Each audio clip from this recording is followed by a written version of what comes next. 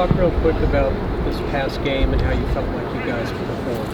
I feel like we performed. I feel like we performed good as a D-line. First two games, it was a little off, to some people's standards. But we just had to play the cards we was dealt. So a lot of things, wasn't meant for us. But I feel like this past game, it really, set the tone for what we can do for the rest of the Big 12 season.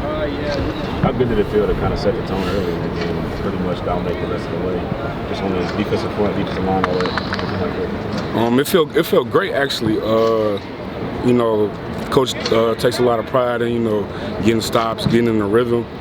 And, he kind of says that the D line kind of they kind of go as we go. So if we set the tone early and let people know what type of game it's going to be, we're going to pretty much get wherever we want. So I feel like if we just keep continuing doing that, then we'll have a pretty good season. Did you all feel like you were in a good rhythm, especially in the defensive tackle position? Did you all feel like you were in a good rhythm? Yeah, for sure. We feel like after the first couple of series, we got a couple turnovers. Really feel like we knew we knew what kind of game it was going to be. So as long as we just did what we were supposed to do, be where we were supposed to be, feel like everybody could have ate and make plays, in which we did. So I feel like if we just keep doing that, the sky's the limit.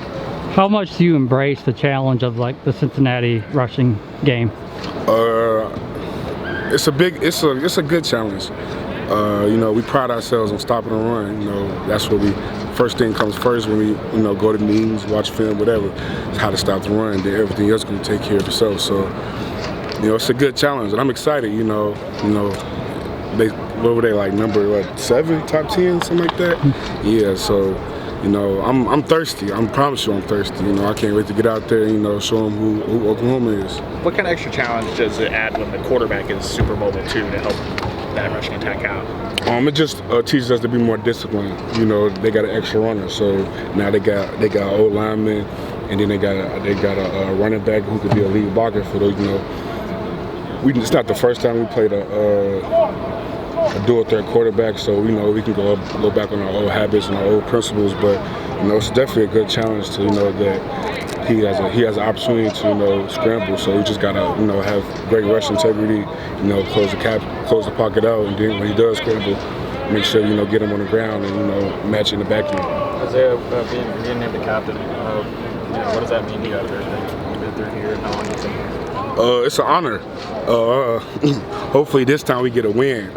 Last time I was a captain, it was barely a game, and we all know how that went. So, but it's an honor. It's an honor to be respected by my coaches, by my teammates. They all. I look at myself as more of a emotional leader. A kind of a guy that gets everybody up. People kind of look to me when things don't go right, or sometimes we just need a quick uplifting. So I pride myself on being that energy boost for everybody, and I just take complete honor. And I know for my family this means a lot to them, so I'm just going to wear it on my chest, wear it proud, and do the best I can to represent the University of Oklahoma. How big of a motivating factor is it, you guys squaring off against Cincinnati and this D line of theirs with these nose tackles that get a lot of attention? You guys at all? Yeah, of course. I take a lot of pride in myself and my group.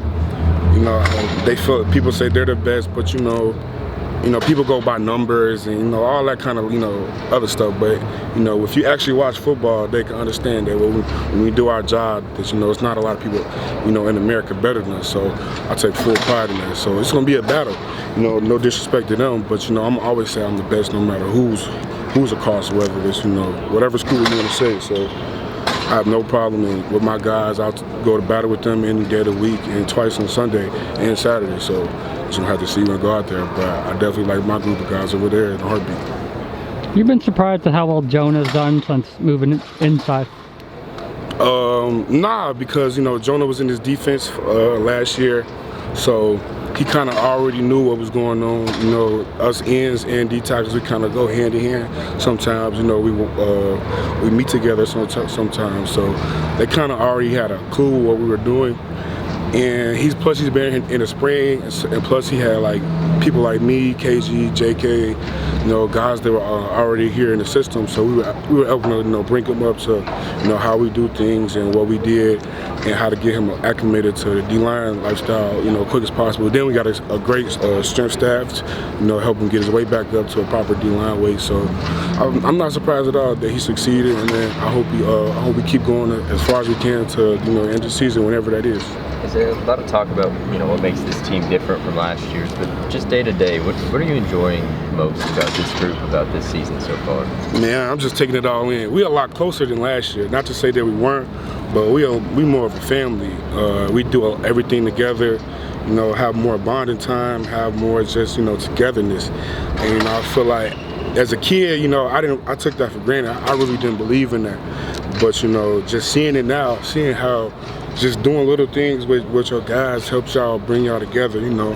Having that camaraderie on and off the field, it just makes things a lot more comfortable, and, you know, it just brings a more of a family atmosphere. It brings a lot of trust. If I know that I've been with that guy for, you know, past 6-7 months, so I know he's gonna have my back just as much as I have his back. So it's just being a more family, being more together, and then just having more knowledge in the defense. Year 2, you know, there's some things we got to get better with, of course, but, you know, it's just being more comfortable, you know, knowing where to be, knowing what's going to happen, this and that, so just more comfortability. In terms of those, like, little things, you said moments together, what's different in terms of what you guys are doing this year, even just in terms of, like, the programming? Just, you know, a lot of more team bonding, just, you know, little things like eating together, like for dinner, like just, you know, small things like that. Having that bonding time, you know, locker room time, you know, during the game, after the game, just the small moments like people take for granted. You know, we live this, you know, big life, but, you know, we take for granted though. Like, we actually human. Like, I want to share these moments with y'all just as much as y'all do with me. So just not taking those moments for granted, and, you know, living every day, you know, where your feet are, and I just feel like we really been doing that. So if we keep going, you know, sky's the limit for us.